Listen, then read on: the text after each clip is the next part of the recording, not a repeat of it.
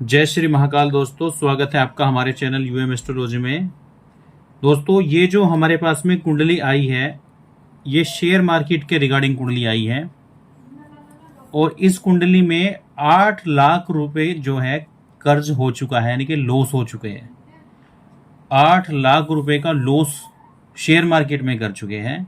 तो अब ये जानना चाहते हैं कि क्या ये लॉस मैं रिकवर कर पाऊंगा या नहीं, और मेरे भाग्य में पैसा है या नहीं। तो ये इनका सवाल है। तो इनकी कुंडली को हम देखेंगे, आज इनकी स्थिति देखेंगे। शेयर मार्केट के रिगार्डिंग कुंडली तो बहुत आती रहती है, लेकिन इस कुंडली में कुछ विशेष बात है। ठीक है, अब वो क्या विशेष बात है इसमें, अब हम इसमें देखेंगे।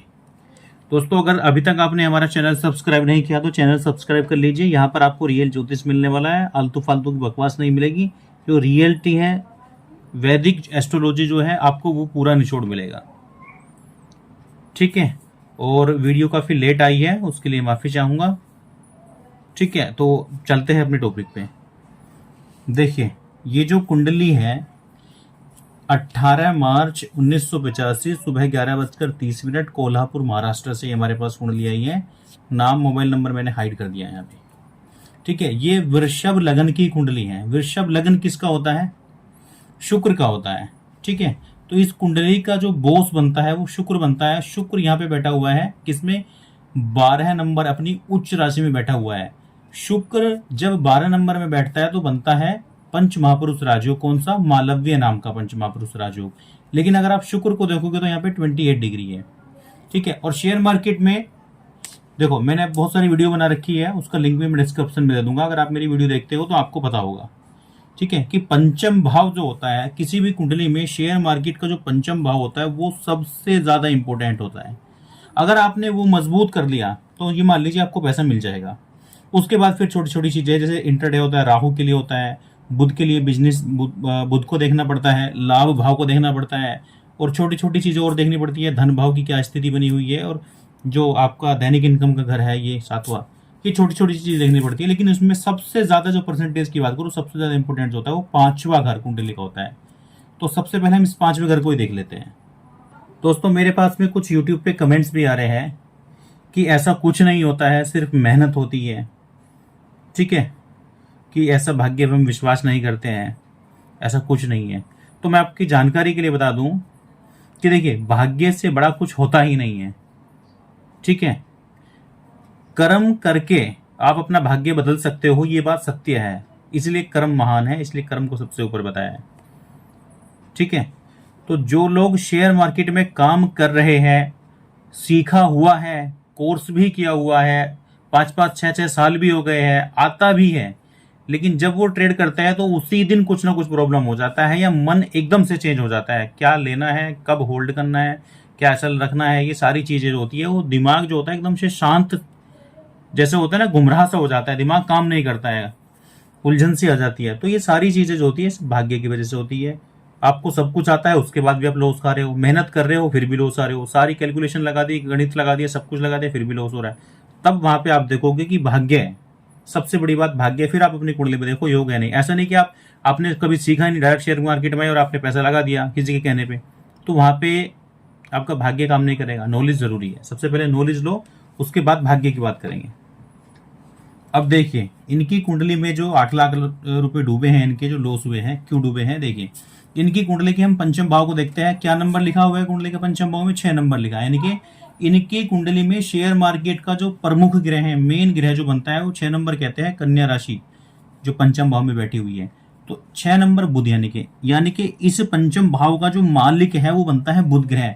अगर बुध मजबूत होगा, और बुध वैसे भी शेयर मार्केट बिजनेस के लिए बहुत अच्छा होता है, अगर बुध की स्थिति अच्छी होगी, वो मजबूत होगा, तो शेयर मार्केट का लाभ होगा ही होगा।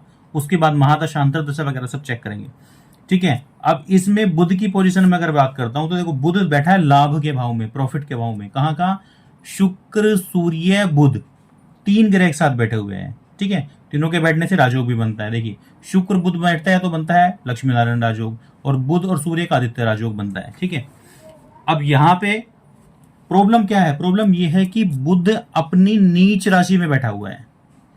यहां पर जो बुध बैठा है सबसे ज्यादा खराब स्थिति में होता है बुध, और इसी घर में बैठा है शुक्र, वो सबसे ज्यादा अच्छी स्थिति में होता है। यानी कि एक तो हो गया उच्च राशि में यहाँ पे, और एक हो गया नीच राशि में। एक अच्छा है, बहुत अच्छा है, एक खराब है, बिल्कुल खराब है। जो शेयर मार्केट का ग्रह है वो 22 डिग्री पे है, वो ज्यादा पावर में है, और वो नीच का है यानी कि खराब है। और यहाँ पे उच्च राशि में शुक्र है। तो इसमें सिंपल सा फंडा है। देखो बुध जो है खराब स्थिति में बैठा हुआ है, लेकिन उसकी खराबता नीच में बैठा, नीचता भंग नहीं हो पा रही है। क्यों नहीं हो पा रही है? क्योंकि जो नीचता भंग करेगा ग्रह, ध्यान से समझना आप, जो ग्रह इसकी नीचता भंग करेगा वो है शुक्र, क्योंकि वही उच्च राशि में है यहाँ पे, और वो इससे कमजोर है। यहाँ पे 22 डिग्री लिखा हुआ है, यहाँ पे 28 डिग्री लिखा है। सारा डिग्रियों का खेल होता है पावर का। अगर शुक्र को आप यहाँ पे मजबूत कर लो तो ये बुध की नीचता भंग हो जाएगी, और ये नीच भंग राजयोग बन जाएगा, और लक्ष्मी नारायण राजयोग बन जाएगा, और बुध सूर्य आदित्य राजयोग तीनों काम करेगा। तो बुध की नीचता ही यानी कि पूरी नीचता भंग हो जाएगी। इस कुंडली में सिर्फ एक छोटा सा लॉजिक है, बुध की पावर घटाना है, शुक्र की पावर को बढ़ाना है। तो यहाँ पे शेयर बाजार का अथाह बड़ा संपत्ति वाला बहुत बड़े लेवल का योग बन जाएगा। फिर अभी इनको लॉस पे लॉस होता होता जा रहा है। इन्होंने हमें बताया कि लगभग 5 साल हो गए इनको। 5 साल करते करते धीरे धीरे प्रॉफिट आता है जाता है, कुल मिला के ये 8 लाख का लगभग लॉस कर चुके हैं।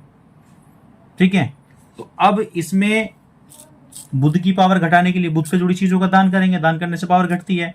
शुक्र की पावर बढ़ाओ, शुक्र के लिए परफ्यूम का यूज करो, इत्र लगाया करो, खुशबू वाली चीजें लगाया करो, दोपहर के खाने में दही खाया करो, और सबसे मेन इंपॉर्टेंट है शुक्र का रत्न पहनो। शुक्र का रत्न होता है डायमंड होता है, हीरा होता है, जरकन होता है, ओपल होता है, बहुत सारे रत्न होते हैं। तो इसमें ओपल रत्न सबसे बेस्ट होता है। तो हमारा जो मेन लॉजिक है वो है कि हम शुक्र की पावर को बढ़ा देंगे तो लाभ का प्रॉफिट जो होना शुरू हो जाएगा। ऑटोमेटिकली भाग्य में चल के, जो आपके भाग्य में वो खुद चल के आएगा। ठीक है, शुक्र की पावर बढ़ जाएगी, बुध की घट जाएगी। शुक्र को बढ़ाना है, इतना सा इसमें काम करना है। उसके बाद देखो फिर बुध भी सपोर्ट करेगा, सूर्य भी सपोर्ट करेगा, हर कोई सपोर्ट करेगा। इस कुंडली में इस समय पॉजिटिव कौन कौन से हैं? शुक्र, शनि, सूर्य, जो कि लग्नेशन का शुक्र, उसी को हम बढ़ाने की बात कर रहे हैं। शनि भी अच्छा है, सूर्य भी अच्छा है, कमजोर स्थिति है, हालांकि बहुत अच्छी स्थिति नहीं है। और शुक्र इस कुंडली में लग्नेश भी है, कुंडली का बॉस जो है, मालिक है, वो शुक्र है। तो इस वजह से भी यहाँ पे जीवन में संघर्ष बढ़ जाएगा, क्योंकि शुक्र लग्नेश यानी कि कुंडली का मालिक ही कमजोर है। तो इस वजह से जीवन में संघर्ष ज्यादा करना पड़ेगा। इंट्राडे में राहु के लिए देखते हैं तो अंगारक दोष बना रहा है। राहु के लिए छोटी छोटी रेमेडी है, कुत्तों को रोटी खिलाना, बीज मंत्र का जाप करना, 8 मुखी रुद्राक्ष पहनना, ये सारी चीजें छोटी छोटी कर लेंगे। यहाँ से दशा की बात करें, महादशा कौन सी चल रही है? तो इस कुंडली में जो अभी महादशा चल रही है वो चल रही है शनि की। कब से चल रही है ये देखिए, 2/12/2023 से शुरू हुई, यानी कि अच्छा टाइम चल रहा है।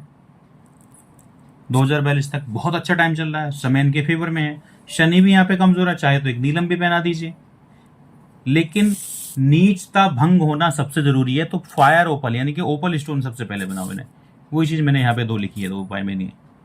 ठीक है, और कुछ बीज मंत्रों के जाप करने हैं। तो छोटा सा कई बार ऐसा होता है कि हमारी जीवन में बहुत छोटी छोटी चीजें हम नोट नहीं कर पाते हैं। इस कुंडली में कुछ नहीं है। देखो कई एस्ट्रोलॉजर को दिखा चुके हैं, सब बोलते हैं कि आपकी कुंडली में राजयोग है, काम चेक करेगा, होगा, लेकिन अभी तक नहीं हुआ। इनको आज तक समझ में नहीं आया कि सब लोग बताते क्यों है कि फायदा तो होगा, लेकिन ये पावर वाली बात इनको किसी ने नहीं बताई। तो जब पावर बढ़ जाएगी, सारा खेल पावर का होता है, फायदा होना शुरू हो जाएगा। शनि बैठा हुआ है इनके दैनिक इनकम के घर में, देखो 7वें घर में बैठा हुआ है, प्रॉफिट का स्थान में खुद यहाँ पे ये राजयोग बन जाएगा, पंचम भाव एक्टिवेट हो जाएगा। बुध अपने आप में यहाँ पे बैठा हुआ है, बुध का नीच भंग होगा तो बुध यहाँ पे हेल्प करेगा। ठीक है, और बुध जैसे कि देखो बुध का जो तत्व होता है, पृथ्वी तत्व होता है, स्किन चमड़ी से जुड़ा होता है, तो इनको स्किन की चमड़े की समस्या बनी रहती है। ठीक है, एलर्जी, दाने, फंगल। बुध की दृष्टि ये देखो पंचम भाव संतान का होता है, तो इनकी संतान को भी समस्या रहती है, हेल्थ की समस्या बनी रहती है। तो सारे ग्रहों के अकॉर्डिंग ही काम होता है।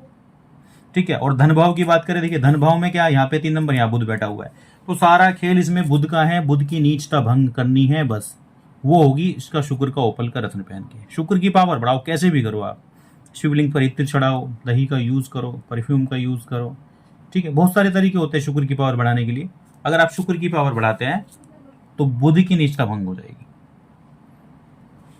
ठीक है दोस्तों, अगर आप भी अपनी कुंडली शेयर मार्केट में दिखवाना चाहते हैं तो मेरा नंबर है 7011066356।